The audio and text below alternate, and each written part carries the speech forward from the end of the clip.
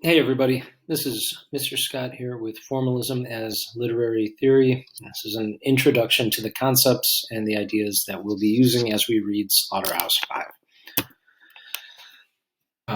Our learning targets throughout this unit are to gain an understanding of the Dresden bombing and the Vietnam era to inform our understanding of this text. So really that's what our thing link was all about these past couple of days, understanding the controversial Dresden bombing and the controversy that was the Vietnam era, and seeing how that is all reflected within Vonnegut's novel. We're hoping to gain and utilize an understanding of formalism as a literary theory. We'll definitely we'll gain that today through our notes, and then utilize that lit theory, practice it, and master it in the following weeks and beyond as we read Hamlet and your choice novel.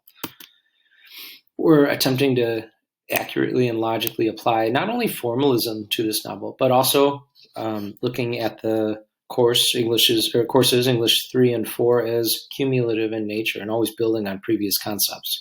So we'll be thinking about this text and tracking the narrative writing techniques that were used and the descriptive techniques being used.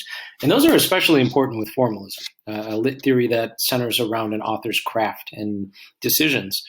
But we'll also be looking at Jungian literary theory, or archetypal lit theory, as you guys know it, and also feminist literary theory and post-colonialism. We'll certainly also be thinking about the history of a text, both the history of the setting, right, when the novel takes place, or the different settings, the historical settings, but then also considering the historical time period in which the author lived and how that historical setting might have influenced his or her own craft and writing. And then we'll continue to develop as individuals, but also as thinkers and as writers. And we'll do that through our day-to-day activities in class, certainly through our classroom discussions and through our writing. So looking at the literary theory, an introduction to it, or a general overview, is that formalism is an approach to lit that examines the form of the text itself, not solely background or archetypes or historical context. All of those things are really important and offer us a lot to talk about. But formalism is really looking at the text itself, the book that we have in our hands, and looking at every single word choice that makes its way from the author's mind to the print of the text, thinking about the placement of that word, the meanings of that word, thinking about how repeated use of that word could contain some significance. But taking all of those things and trying to understand how they might bring unity to a text, how they might help to provide a unifying message. So there's a lot of layers to this.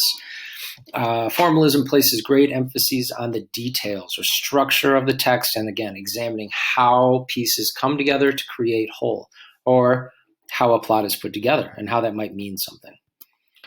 Formalists are concerned with how the author leads readers to the message, right? How that thematic message or universal message is revealed, whether it's, what does it tell us about life, or what does it say about the human condition or human nature itself? What does it reveal about purpose of mankind, or what is it stating about something in society that the author might find beautiful or alarming, or both? Now, a formalist's typical approach to analysis would start with word choice, understanding the words that are chosen are intentional, so then trying to determine what is the denotative or definition style meaning of a word, or what's the word baggage, the connotation of a word, and was the author aware of this word baggage, or did the author want us to read it through more of a standard denotative meaning? Or again, a little bit of both. The formalist would be considered with repetitions, repeated word choice, or repeated scenes, which then become a recurrence, or different repeated symbols that become motifs, looking at word choice and plot structure, yes, but looking at tension and trying to understand what makes text, what words contribute to the tense mood shift that could occur, or what creates tension. Is it character interaction, or words, or ideology, conflict? What could it be? Looking at conflict, looking at the conflicts of a text, and then understanding irony. Those are all things a formalist would need to look at and consider and be aware of. So the first formalist area of study centers around form. examining how a text is formed and how that formation creates unity to a message. That can be done in a few ways, sometimes through plot structure, trying to determine or looking at whether or not the plot is standard format, maybe linear in nature, a beginning, a middle, an end, or perhaps nonlinear. Our text will be nonlinear in nature. Maybe it starts in media res, right in the middle at the most climactic part, or perhaps it starts at the end and then through a flashback, we start to see how the story comes to be. It could be collage-like, in no clear order, just seemingly random snapshots of a memory. That would be sort of like a stream of consciousness style narration, in which whatever comes to mind becomes read or is narrated. Does the story shift between different points of view, from first person to second person, or more commonly through a different character's point of view? But plot structure can be used to help bring about a unified message. A formalist would be interested in formatting and visuals, how different pieces of art, actual visuals, or maybe charts or pictures might make their way into a text. Our novel has that. Take a quick flip through your book and you'll find a couple of visuals. Don't read ahead, but when we get there, try to pay close attention to what they look like and how they make you feel and what they could mean. Formalists would certainly be looking at allusions, things that reference or that are examples of, like excerpts from music or poetry or rhymes. Any reader should pay close attention to an allusion, much like you did in Fahrenheit 451. But as a formalist, you have to pay close attention. You've got to do your due diligence to do the research needed to understand what that allusion brings to the table. Repetition, we've said already, I've repeated myself. But whenever the author does this, right, repeats a word or a phrase, pay close attention. We're going to see that in Slaughterhouse all the time. It's either going to make you smile or you're going to be annoyed by the end of this novel. But the phrase "so it goes" is said dozens and dozens, over 100 times in this book. But what does it mean? And when is it used? And how could that repeated word help to convey like a real clear message that Vonnegut wants us to understand? I don't know that you're going to understand it right away. So don't go in thinking immediately that every time you see a word repeated, you must determine the meaning. Be aware of it. And then when you start to note trends, and as you start to hear more of the author's message, see if the two sync, see if they come together at all.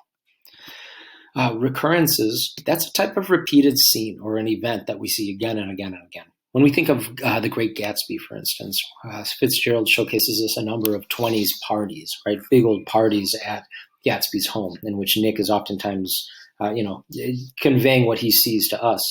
So how does it bring unity to a text? Well, I think as Nick continues going to these parties, he becomes more and more horrified by them. He becomes more alarmed by what he sees and more disillusioned. So I think by the end of the novel, this disillusionment is kind of connected to this theme, all right? This notion that the American dream is a farce, or that we're too materialistic by nature, and that can lead to some really devastating consequences. Those things are, in part, revealed through a recurrence, through the repetition of these Gatsby parties. And there's many more in that text. Let's find out what these recurrences in Slaughterhouse mean to us. I certainly would be looking at contrasts too, the ways in which characters contrast or contradict or challenge the views of readers or within the text itself. I always think of Lord of the Flies and Ralph and Jack when I consider this idea. And they're boys of approximately the same age, but they're so different from one another. And the fact that they're both fighting for power, that they both have this different idea of what it means to be a good and effective leader, is quite clear to us, and we have to decide by the end of it, like who is the better leader, who's the more effective leader, how do we want to be led, right? And hopefully it's not by someone like Jack, but then we have to question too, like, is Ralph the best leader of the group? The second area of study that we want to investigate as formalists is diction or word choice, right? Diction is simply that. It's word choice. Is our formal words used? Is a text more informal in nature? Is this the narration? Or is this dialogue used by characters? That could include slang. And formalists would consider the impact of word choice on how it influences tone or mood. So determining how a certain word can suddenly make you feel uneasy or have you thinking about certain things.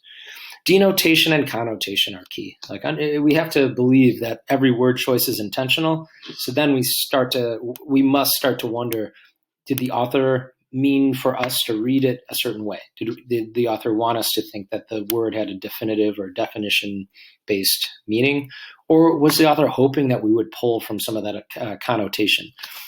So think of the word Hollywood. When I think of Hollywood, a lot of images come to mind. But the denotative dictionary definition of Hollywood is it's a city in California, right, outside of LA.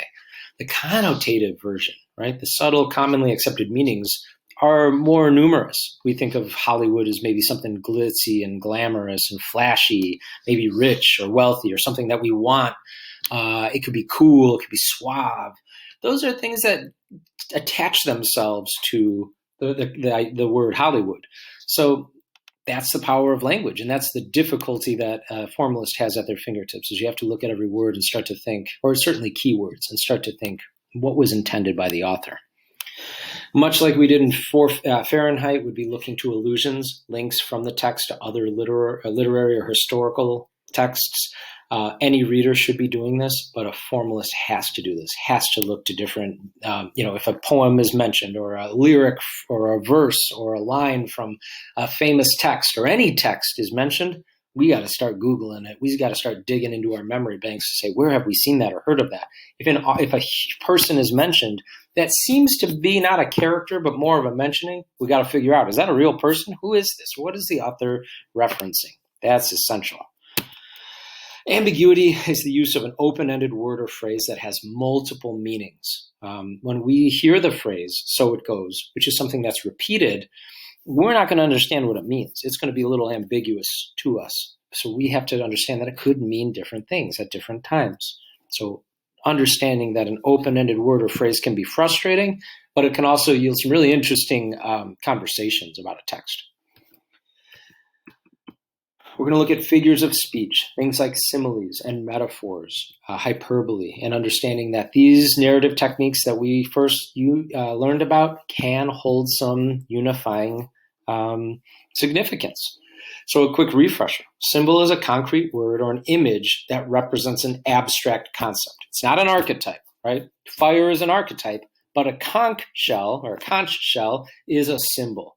Think of archetypal as something that nearly every human would have had knowledge of. Every human has some knowledge of fire. Not every human has knowledge of a conch shell. So that's kind of the difference.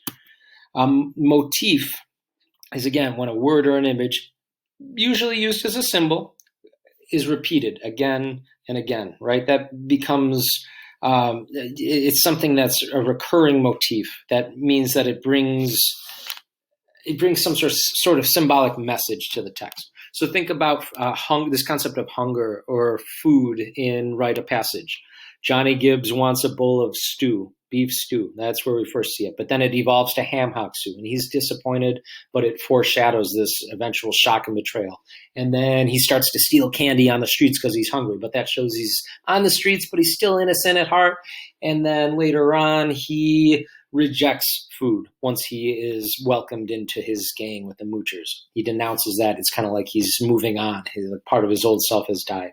That's how food, or this concept of hunger, evolves in a text. It's a repeated concept that the author uses again and again and again to help to reveal a larger message.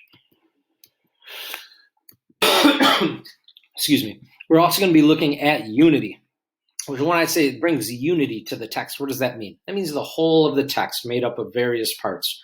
Would be looking at what unifies a text, but what doesn't, or what a whole and unified text could be comprised of. So the plot structures are given, right? Diction and uses of symbols and images and figures of speech help to unify a text. But a formalist would suggest that a unified text could include tension and conflict and where those appear and when they don't appear. Formalists would look at irony, the concept that a word or statement is used, but it's the opposite of what's expected. The outcome is different than what anyone would expect. That would be irony. So we think about fire, right, at the end of Lord of the Flies, the fact that Jack is using fire to kill Ralph as Ralph is fleeing, but the fire is what ends up saving them. a ship sees this island set ablaze and it comes to investigate. That's ironic, right? That the fact that this killing, this intent to kill ends up being what saves everybody. Looking at a paradox. This is probably one of the harder concepts to understand, but a seemingly self-contradictory statement that points out a truth about human nature and the world or the life, or life itself. It's kind of hard to on the spot think of these from previous texts. Like I said, to recall these previous texts, what's paradoxical. We're going to see quite a few in Slaughterhouse. I guess that something that we could say in Lord of the Flies, kind of sticking with that concept of what's paradoxical. Again, I think that maybe something that's paradoxical, this contradictory statement, is that the boys see themselves as like containing the most, possessing the most order when they are the most savage, right? Like that Jack sees himself as an effective ruler. He thinks that things are going well for himself, that he has demonstrated mastery over control. But when we look at the ways that they're acting, they're the most savage they've been throughout the text. So perhaps what it reveals is that this desire for power is all-consuming and that it creates chaos. That's kind of a paradoxical example. I know we're going to find more as we jump into Slaughterhouse. There's some really clear passages. Pay close attention to the train car scene when these prisoners of war are on the train car heading into Germany. You'll see some paradoxes there. Things that we'll ask as formalists is, what would a plot diagram look like?